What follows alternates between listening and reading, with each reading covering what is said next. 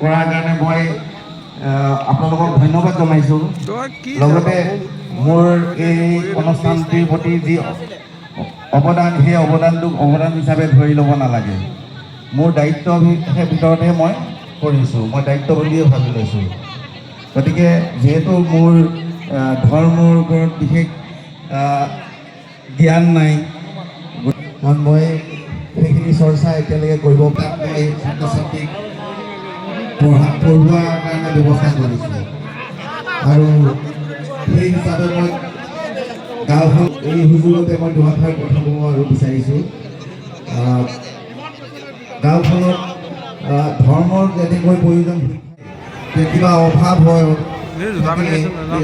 Admission লওঁতে কাৰোবাৰ অসুবিধা হয়, বিপুল ফুকনক মঞ্চলৈ আমন্ত্ৰণ জনাইছোঁ। বিপুল ফুকন, আপুনি য'তে আছে মঞ্চলৈ আহক। ছোৱালীজনী হৈ এখনি প্ৰথম দিনাৰ আহাৰৰ যোগান ধৰিছিল। সমুদায়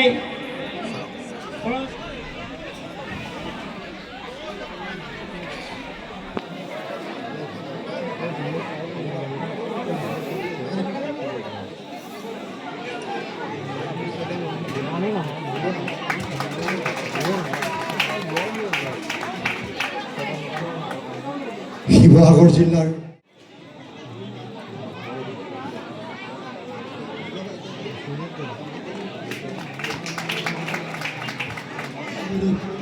আমাৰ মাজত উপস্থিত হৈছে।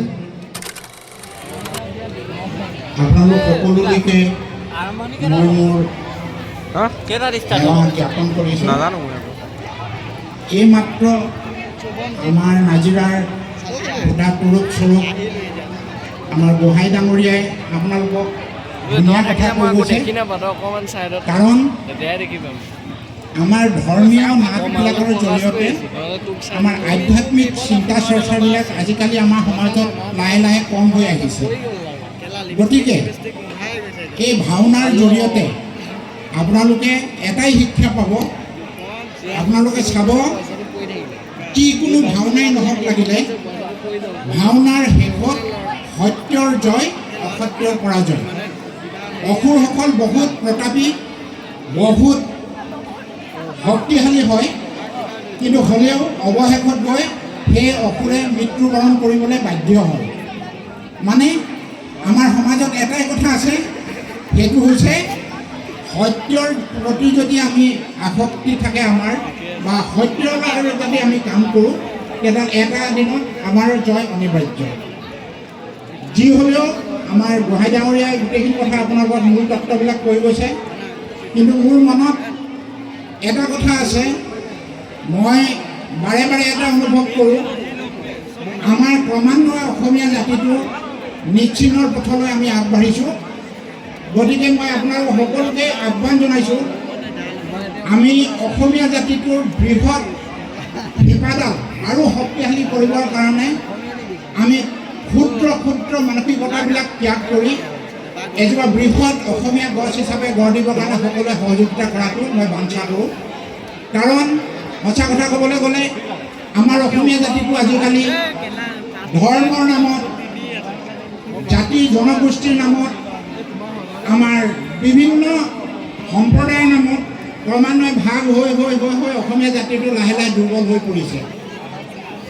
যদিহে আমি প্ৰত্যেকটো জাতি উপজাতি বা আমাৰ যিবিলাক জনগোষ্ঠী সকলোৰে যদি কলা সংস্কৃতিবিলাকক গুৰুত্ব দি বৃহৎ অসমীয়া জাতি গঢ়িবৰ কাৰণে যদি আমি গুৰুত্ব দিওঁ, তেতিয়াহ'লে অসমীয়া জাতিটো শক্তিশালী হৈ উঠিব।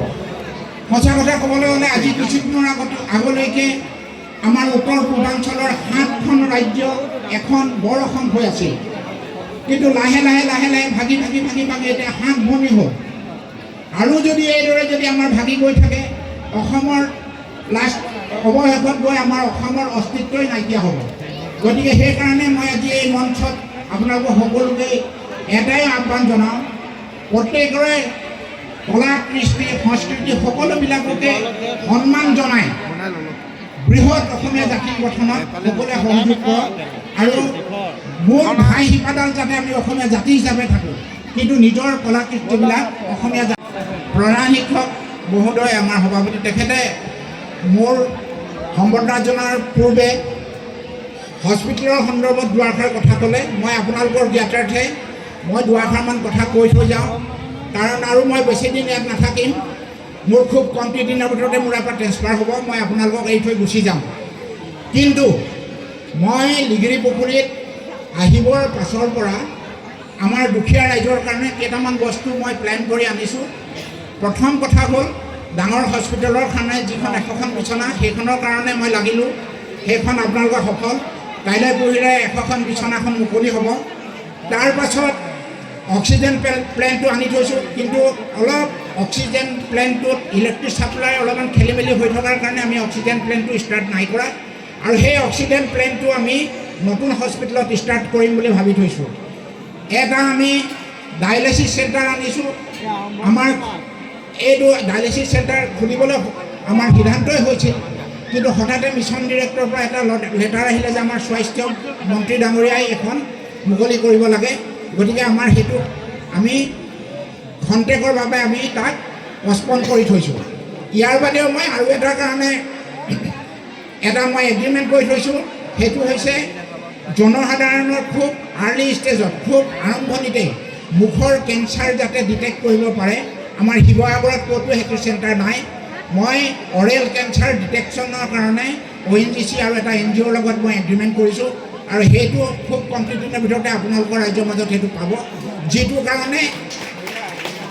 কাৰণে আমাৰ ৰাইজে যিটো আজিকালি আমাৰ এই উত্তৰ পূৰ্বাঞ্চলত কেঞ্চাৰৰ ৰোগ বহুত বেছি হৈ আছে, সেই ৰোগটো আৰম্ভণিতে আপোনালোকে ডিটেক্ট কৰি আপোনালোকে চিনাক্তকৰণৰ পাছত তাৰ ট্ৰিটমেণ্ট ল'লে আৰোগ্য পথ উপকৃত হ'ব। আৰু 3 নম্বৰ কথা, সৰু ল'ৰা ছোৱালীৰ কাৰণে আমি ICU চেণ্টাৰ এটা মই আনি থৈছোঁ, কিন্তু সেইটো এটা আমাৰ ডক্টৰ নথকাৰ কাৰণে ICUটো আমি মুকলি কৰিব পৰা নাই। ICUটো হৈ গ'ল। গতিকে এইদৰে এটা এটাকৈ প্ৰায় বস্তুবিলাক আমি ইয়াত আনিছোঁ। আৰু এতিয়া মই খুব কম কিছুদিনৰ আজি 2 মাহমানৰ আগতে ONGCক এখন মই দৰখাস্ত দিছোঁ যে নতুন হস্পিটেলখনত আমাৰ ONGCৰ যোগেদি এটা চ'লাৰ এনাৰ্জি আমাক দিয়ক, যিটো চ'লাৰ আমি যে 1 কোটি টকাৰ ওপৰত হ'ব। কিন্তু ONGCয়ে অলৰেডি মোক তেখেতসকলে চিঠি দিছে যে আপুনি ডকুমেণ্টছ দাখিল কৰক, আমি দিয়াত মান্তি আছোঁ।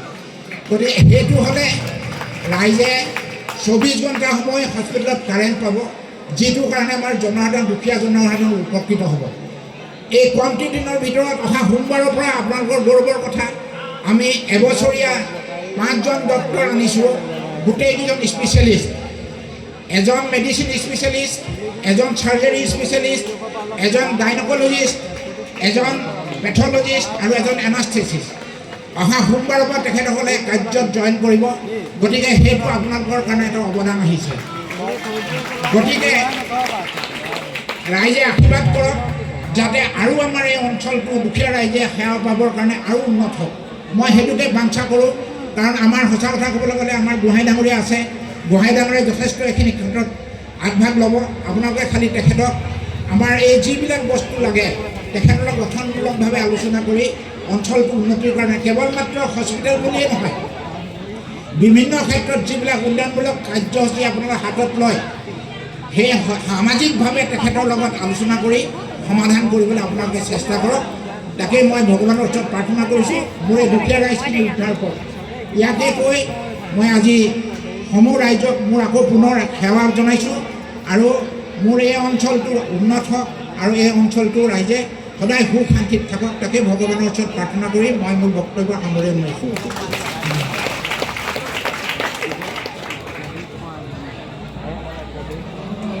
হৰি ৰাম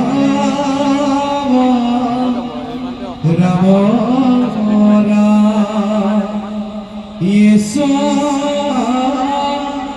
শ্ৰীমদী সুদা সুদা সদা কমলে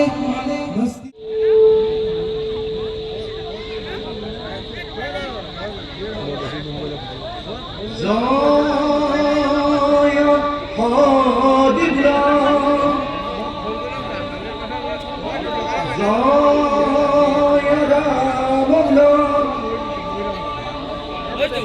আমাৰ উপলক্ষে গুলা জয়